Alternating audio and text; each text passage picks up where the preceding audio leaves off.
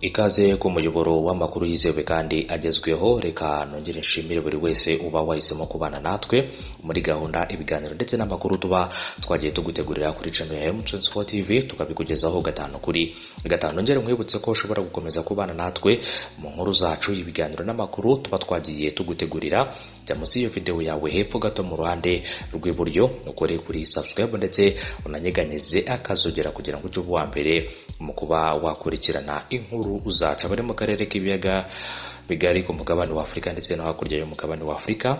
Mwese muhawe ikaze kuri uyu munsi. Ni ku itariki ya 10 y'ukwezi kwa kabiri muri Gashyantare umwaka w'ibihumbi 2020. Wakubiswe na Evode Uwizeyimana yahishuye rero uko Evode yamubekeye, uko rero yamuteye ubwoba ndetse n'ibindi byinshi bitagiye bivugwa.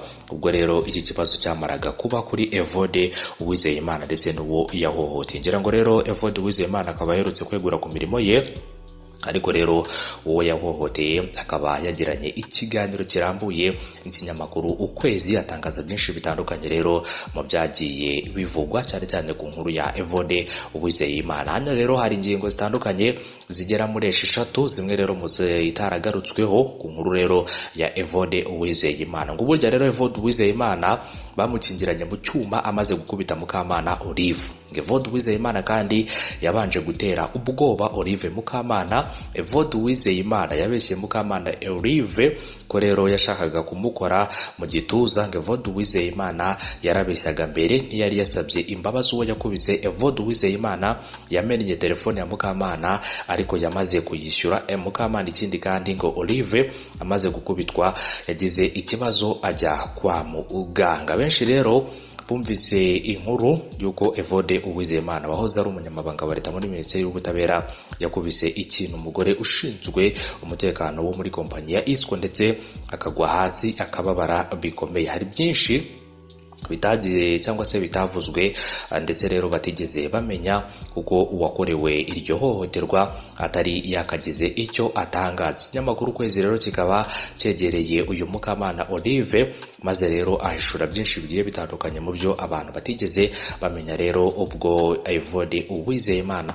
yamaraga kumuhohotera, mu kiganiro cy'amajwi n'amashusho yagiranye n'ikinyamakuru Ukwezi, uyu mugore rero umaze igihe gito abyaye akaba yabatangarije uburyo yasabye Evode Uwizeyimana guca mu cyuma gisaka, aho ko byubahiriza rero akamukubita ikintu mu gatuza akagwa hasi akababara cyane. Abari rero hafi aho ngaho bakaba rero ndetse abari hafi aho bagahuruzwa cyangwa se bagahuruzwa n'amarira ye menshi rero ndetse no gutaka, byatumye mugenzi we rero afungirana uyu mutegetsi mu cyuma kibikuzwaho rero amafaranga. Uyu mugore rero yahishuwe kandi kuko rero yagize ubwoba bwinshi nyuma yo kumenya ko rero uwamukubise ari minisitiri, bikaza kuba akarusho rero ubwo Evode yamufataga we na bagenzi be bakorana rero akabashyira mu modoka ye akabatera ubwoba ko agiye guhamagara umuyobozi mukuru wa kompanyi yabo. Mukamana rero akamuhendahenda ngo amubabarire cyane ko ngo rero Uwizeyimana Evode yabeshyaga ko uyu mugore yashakaga kumukora mu gituza. Mukamana Olive akaba rero yaduhishuriye kandi uburyo Evode Uwizeyimana yabeshyaga ku rukuta rwe rwa Twitter ko yasabye imbabazi mu buryo rero yari yazisabye atari arimo rero, kuko ku munsi ukurikiweho ubwo rero cyangwa se ari bwo bamumenyesheje ko Minisitiri Evode yazanye n'undi mu minisitiri ku cyicaro gikuru cya Isco kandi ashaka ko babonana. aho ni naho rero yagiye undi rero amusaba imbabazi, yemera kumurihira telefone ye yari yamennye, ariko hari n'ibindi byese cyangwa se hari n'ibindi yemeye atigeze yubahiriza nk'uko Mukamana Olive yabitangaje muri iyi nkuru yagiranye n'ikinyamakuru Ukwezi. Mu bindi rero yatangaje harimo uko ibyo yakorewe na Evode Uwizeyimana byamugizeho ingaruka rero akitura hasi kujya rero kwa muganga. Avuga ko yagize ndetse yanagiye gutanga ikirego muri RIB, nuko rero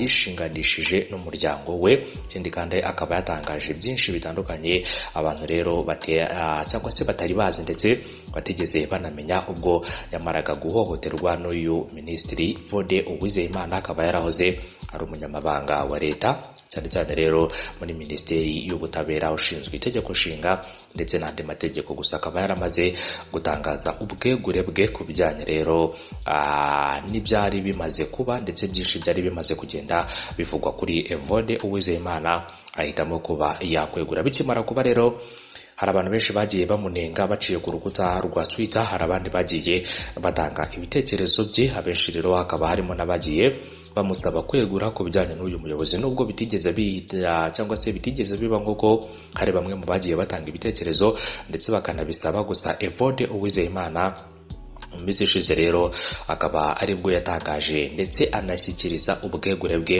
Minisitiri w'Intebe nk'uko itegeko nshinga ribiteganya, rikavuga ko rero umuyobozi uwo ari we wese, umunyamabanga wa leta ndetse na minisitiri agomba rero kugeza ubwegure bwe kuri Minisitiri w'Intebe, hanyuma Minisitiri w'Intebe ubwegure akabugeza ku mukuru w'igihugu. Ubu bwegure rero bushobora guteshwa agaciro cyangwa se bukaba bwahabwa agaciro mu gihe umukuru w'igihugu yaba abyemeye. Ikindi kandi rero mu gihe iminsi igera kuri 5 itarashira, ubu bwegure rero bukaba buba ntacyo rero buratangazwaho mu gihe rero iminsi igera kuri 5 iba itarashira. Ngira ngo rero Minisitiri Evode Uwizeyimana akaba yaratanze ubwegure bwe ari kumwe rero na Dr. Isaac Munyakazi. Uyu nguyu nawe rero akaba yaramaze kugeza ubwegure bwe kuri Minisitiri w'Intebe nyuma rero yuko akurikiranyweho icyaha cy'uburiganya, cyane cyane rero mu bizamini bisoza amashuri. Akaba ari ibizamini byakozwe mu mwaka ushize 2019. Uyu mugabo bikaba bivuga ko ngo rero yahawe ruswa n'ikigo runaka kugira ngo iki kigo kize mu myanya 10 ya mbere mu gihugu, nk'uko nawe nyir'ubwite ku giti cye abyemera ndetse akanabisabira imbabazi, nk'uko twakomeje kugenda tubigaruka. Ngira ngo rero wifuza kumenya byinshi bigiye bitandukanye mu kiganiro uyu Mukamana Olive wahohotewe na Evode Uwizeyimana ajyana n'ikinyamakuru Ukwezi, ushobora rero kuba wasimbukira kuri iki kinyamakuru ukareba iyi video ndetse ukanareba byinshi bitangaje mu byo yagiye atangaza, avuga rero kuri Evode Uwizeyimana nyuma yo kumuhohotera ndetse rero nibyo bagiye batangaza, ndetse na nyir'ubwite Evode Uwizeyimana ibyo yagiye atangaza. Nubwo rero yavuze ko yasabye imbabazi, ariko ngo ntabwo yigeze asaba imbabazi nk'uko byari bikwiye, ahubwo rero akaba yaranakomeje gutera ubwoba uyu musekiritekazi ndetse n'undi bakorana, akabajyana mu modoka ye rero akabatera ubwoba, akavuga ko agiye guhamagara umuyobozi wa kampani bakorera. Ngira ngo rero byinshi mu byagiye bitangazwa n'abanyarwanda, byaba rero abagiye bavuga ko Evode Uwizeyimana yagaragaje imyitwarire itari myiza, ndetse n'abandi bagiye bamusaba ko yakwegura nyuma rero yo gukora igikorwa nk'iki ngiki kitari cyiza, ndetse akaba ari igikorwa cyagiye kinengwa n'abanyarwanda bose impande n'impande, yaba rero abakoresha urukuta rwa Twitter ndetse n'abandi bose bagiye bagerwaho n'iyi nkuru. Akaba rero ari kimwe mu byo bagiye bahurizaho mu kunenga minisita cyangwa se wahoze ari Minisitiri Evode Uwizeyimana. Tukwibutse ko rero yahawe izi nshingano zo kuba rero umunyamabanga cyangwa se zo kuba muri minisiteri kuba umunyamabanga wa leta muri Minisiteri y'Ubutabera, cyane cyane ushinzwe itegeko nshinga ndetse n'andi mategeko, ku itariki ya 4 akaba ari mu kwezi kwa 10 umwaka 2016. akaba aribwo yahawe iyi mirimo we na Dr. Isaac Munyakazi. Bose rero bakaba barinjiye muri minisiteri ku itariki ya 16 sorry nako ndi ku itariki ya 4 Ukwakira, ahubwo ni mu mwaka 2016. Akaba rero aribwo baje kwinjira muri iyi minisiteri nyuma y'imyaka igera kuri 4, bakaba baraje gutangaza ubwegure bwabo, ndetse kandi nubwo batangaje ubwegure bwabo, RIB rero ikaba nayo mu minsi ishize yari yamaze gutangaza ko yatangiye gukora iperereza kuri ibi bijyanye na Evode Uwizeyimana nyuma yo guhohotera uyu mudamu ukoresha cyangwa se uyu mudamu usanzwe ukora mu nyubako ya Grand Passion Plaza, akaba yitwa Mukamana Olive. RIB rero ikaba yaravuze ko yari yaratangije iperereza, bakavuga ko rero byinshi bitandukanye mu iperereza batangije bazagenda babitangaza mu minsi yashize.